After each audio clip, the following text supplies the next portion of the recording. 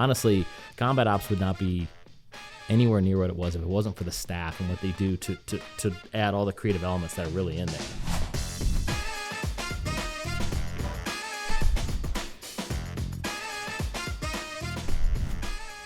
Hi, I'm Russ, and this is the Memory Makers Podcast, the show dedicated to creating amazing customer experiences and help you make more memories. And joining me today is a memory maker, Dave Dimberio, also a toothpaste aficionado. So welcome, Dave. Thank you for joining us. Thank you.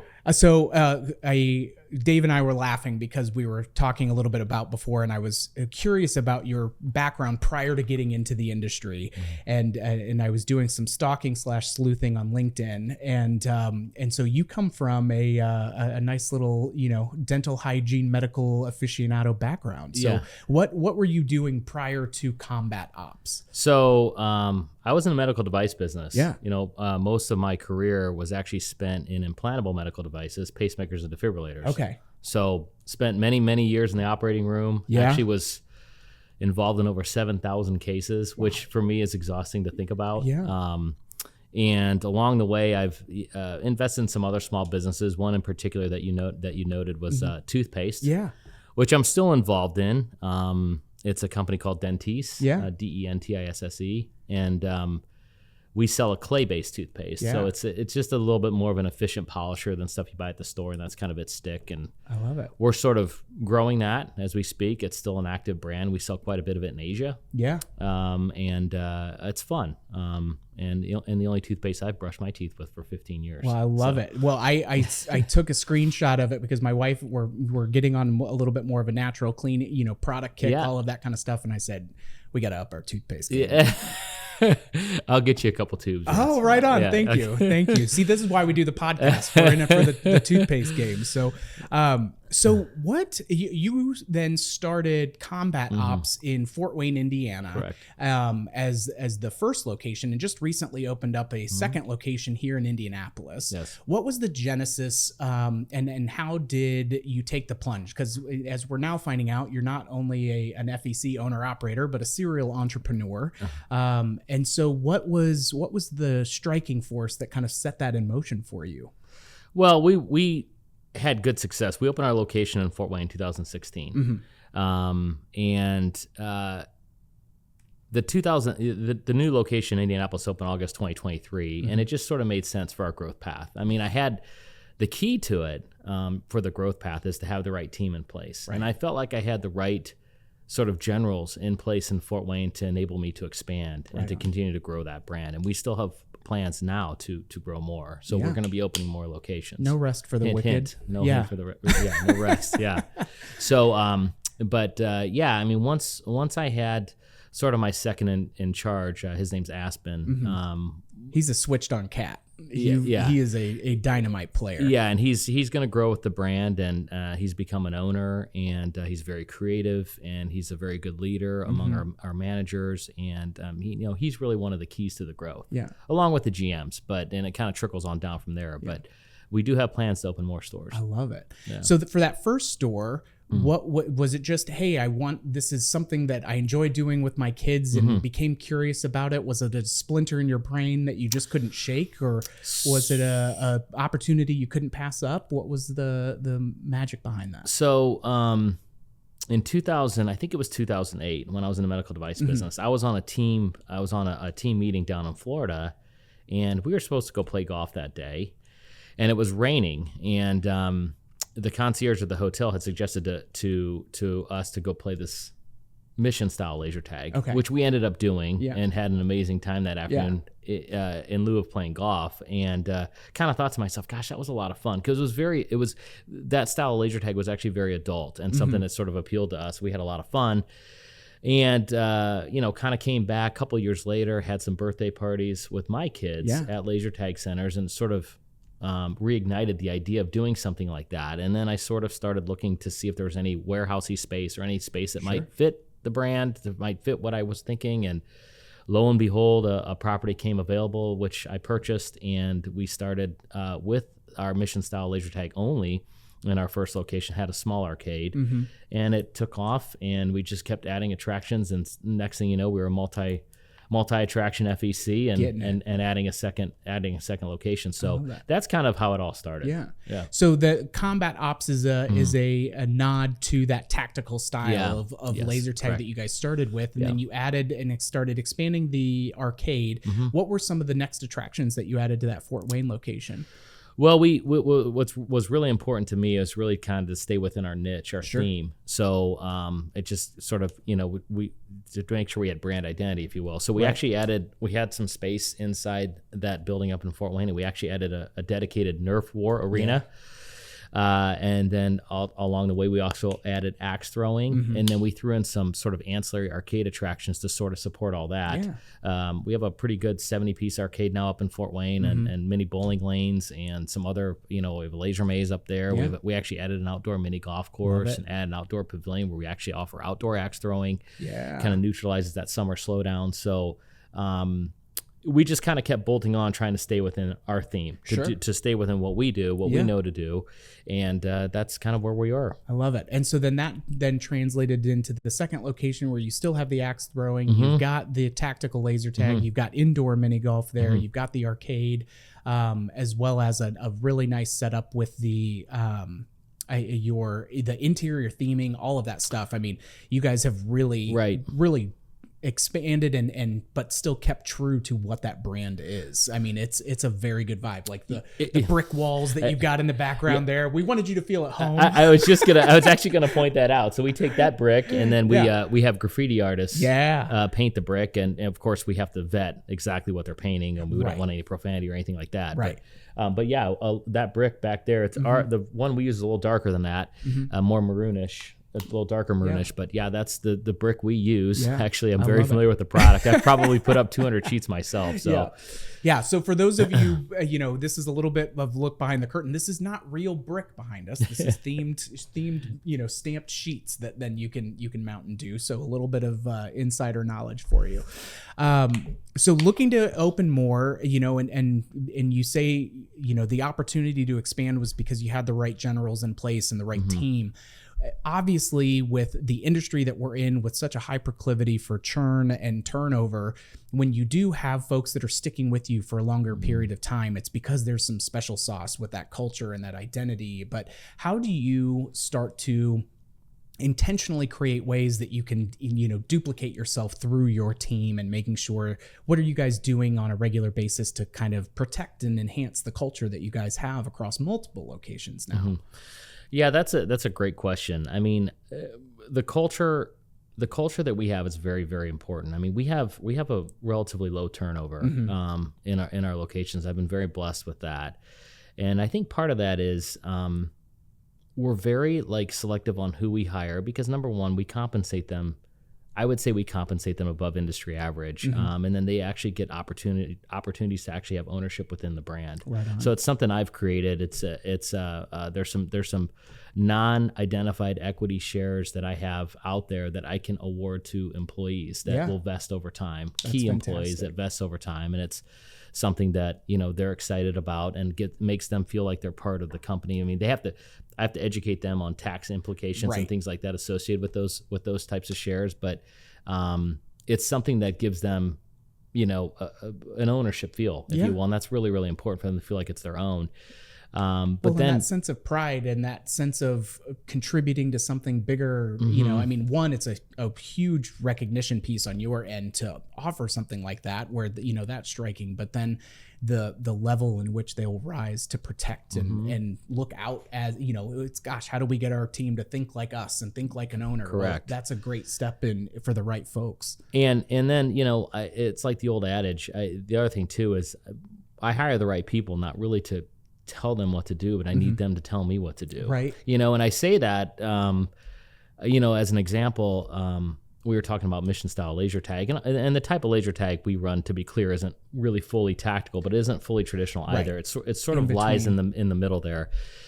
And a lot of these college students that we hire and high school students, they come up with their own games and their own style. And who am I to tell them that, hey, this you got to go this direction or that direction? So we just allow them to be creative and allow them to bring that sort of stuff. I mean, honestly, combat ops would not be anywhere near what it was if it wasn't for the staff and what they do to add all the creative elements that are really in there. Yeah. And so we've been very open to ideas and things that staff have come up, even just 16-year-old employees, and implement them and watch succeed, watch them smile and have fun. So I love it's been great. I love that. Well, and it reminds me of when I worked at Laser Flash in Carmel as well. Like and Armando was our general manager, and Nick, who you worked with for the combat ops prop, and Danny, and Kevin, our attorney. We all grew up in that environment, and it was such a enriching experience, and also really great because as then you go into the workforce and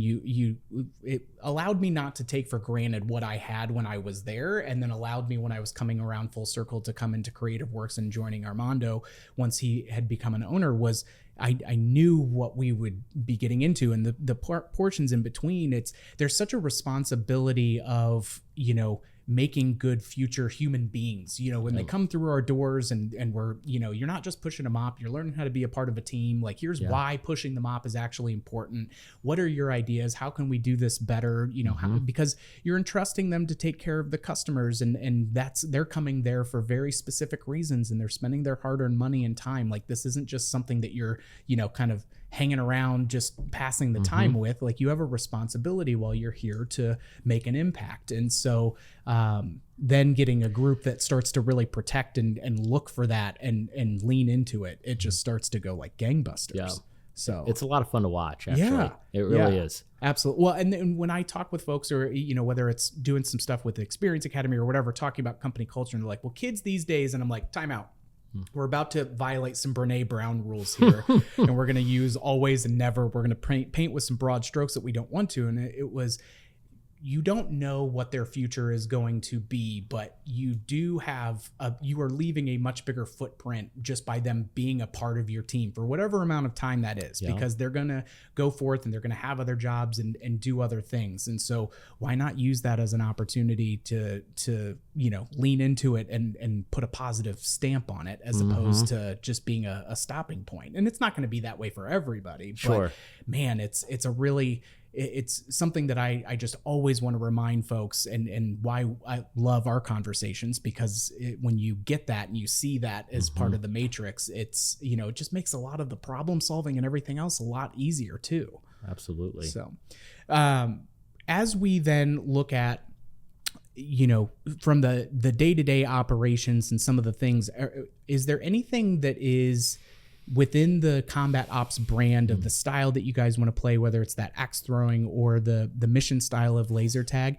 Are there new attractions that you want to look at adding into the upcoming locations as you're continuing to expand that? Or what type of reflection and reinventing of the wheel or tinkering do you look at from the macro level on a regular basis? I mean, for us, a lot of the stuff that honestly, that when we evaluate new attractions, when I look at it, and Aspen and the team, we ask ourselves, would adults enjoy playing this? Right. I mean, honestly, it's like because we do a lot of adult team building. It's something that I really try to focus on. And when we look at things, we're like, is this something that an adult would enjoy? Right. And because to me, at least to me, I feel like the kids stuff will come with it just kind of comes no matter what. I mean, but I want to entertain the adults too. Yeah. So when I look at stuff, I evaluate for those really honestly a lot of specificity in that. So I look at that pretty closely. But yeah, we just, to answer your question on the other side of that, I say we just try to stay within theme and not try to be someone who we're not. Right. So a lot of the things we add, we want to have a competitive element to it, because we do a lot of sort of gamification for our adult groups to come through. Yeah. And so we want to make sure there's something that's scoreable, or something that bragging rights. Right. A bragging rights type of attraction where someone can play each other and something like that. Yeah. So, yeah. I mean, that's IAPA's always a fun time to make the 11 miles of pathways. Yeah.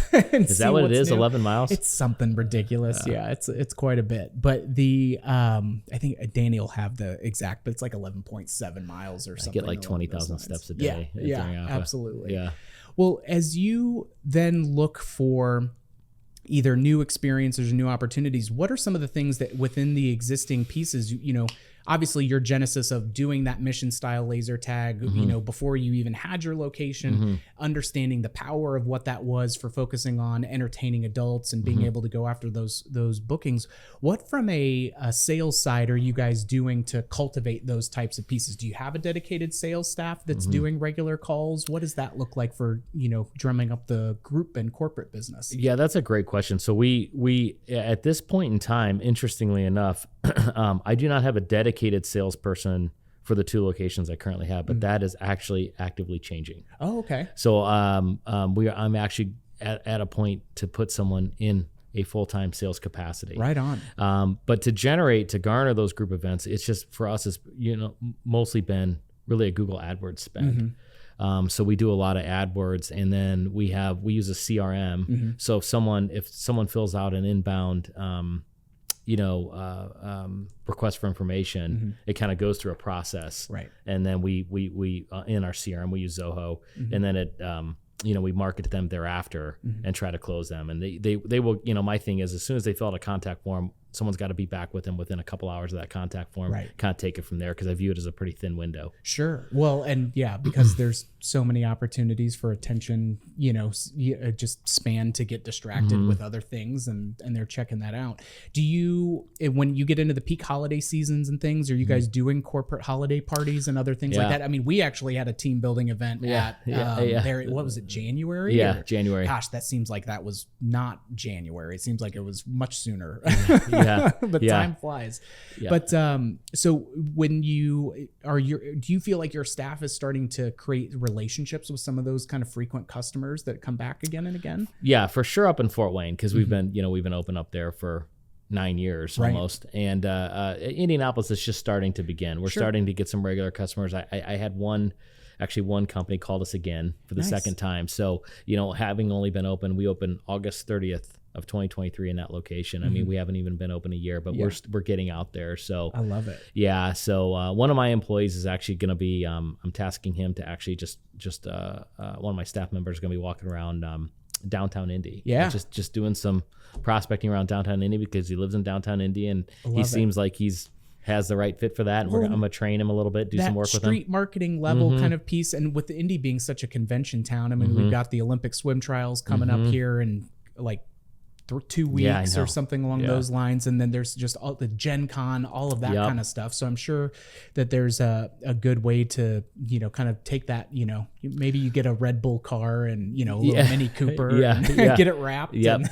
That's exactly the type of stuff we're doing down here. So we wanted to just sort of get off the ground down here. And we're kind of at that point where we need to take the marketing to the next level down here. And that's the type of stuff we've been thinking about. So that's awesome. Yeah. That's really great. And then if you are looking at your additional future locations, are you thinking, hey, the overall footprint, the size and scope of what we're doing, like we feel like that's the sweet spot? Or as you're going from 1 to 2 to then a third location, fourth location, are there any major lessons learned of, when you open the Indy location, for example, of, we need to not go down this path because of what we've learned, obviously, over the last 8 years or so with the Fort Wayne location, like any kind of... Yeah, I mean, we've definitely learned some stuff. I mean, as far as build out goes, things like that. The way we put people through, though, as far as how we sell our packs, we call them battle packs. I don't see that really changing that much. It's just what's in those battle packs, what core attractions are in those battle packs.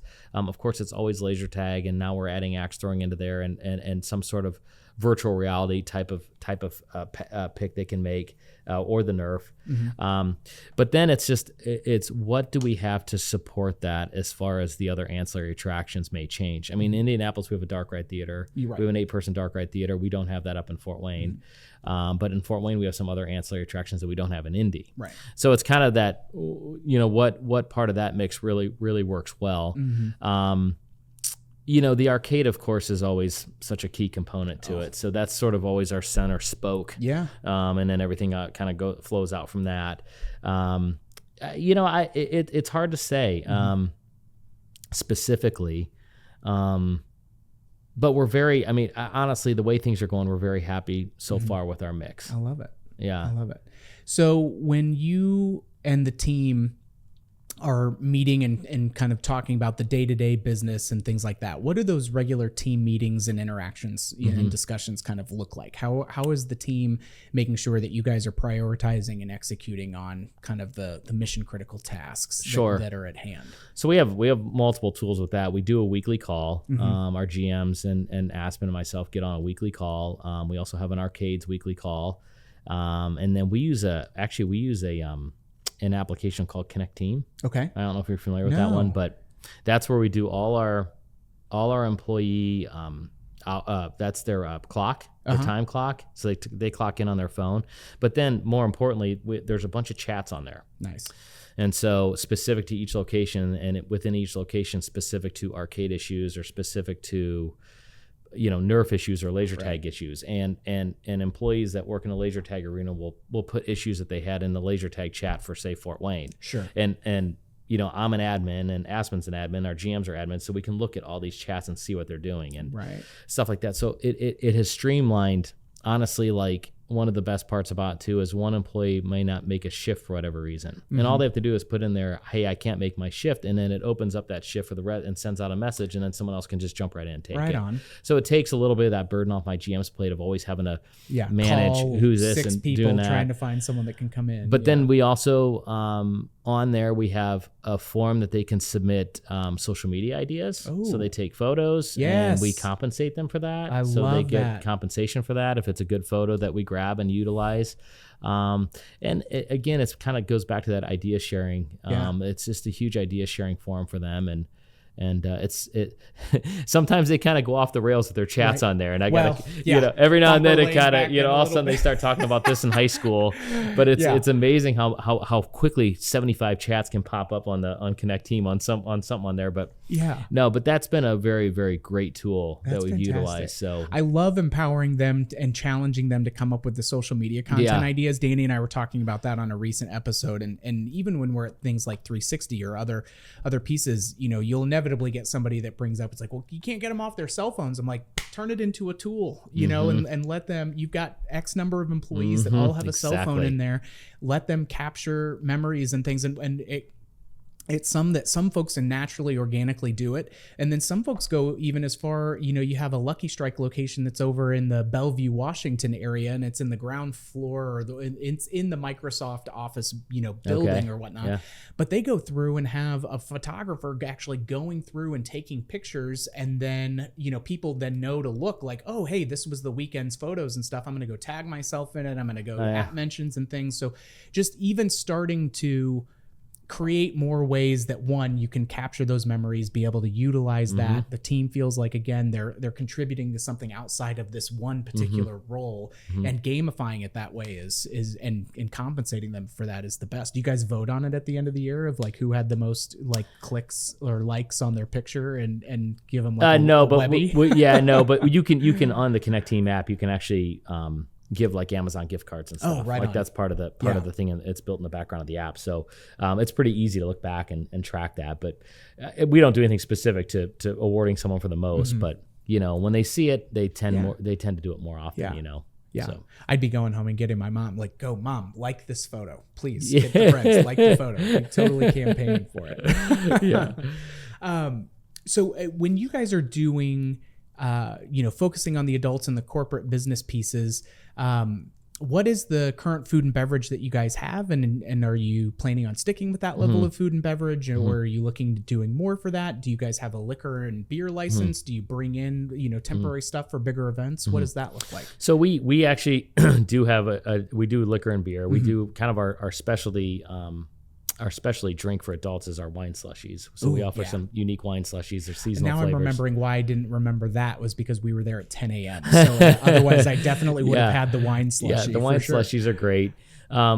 We do, as far as our food goes, we have pretty traditional FEC style food. We do pizzas and different types of bar food, pulled pork sandwiches, hot dogs, stuff like that. When we do corporates, we do have a catering menu that we have. So we do We have like what we call shredded strike package, which is pulled pork or pulled chicken. It comes with a couple different sides. We just require like a 5-day notice on those. Right. But then we just go ahead and source everything we need and prep them. And honestly, I think we do an amazing job with our corporate catering. Yeah. We have the trays with the sternos and all that. We set up one of the party rooms and put the tablecloths on and the whole shoot and match. And staff does an amazing job with that. One thing they've noticed when we do that is they get tips. Yeah. So usually when there's food service like that, the customer's gonna usually typically add on a gratuity to that. So they've noticed that, and it's been great and helped our bottom line as far as that goes. And we do the same thing in Indianapolis. We offer pretty much the same packages. I love it. Yeah. I love it. Well, I think that we're at the end of our time from an overall episode, but I just want to thank you so much for letting us nerd out a little bit here and uncovering just, what makes combat ops tick. And we're all very excited to see what the future holds for you guys. Well, thank you very much. Absolutely.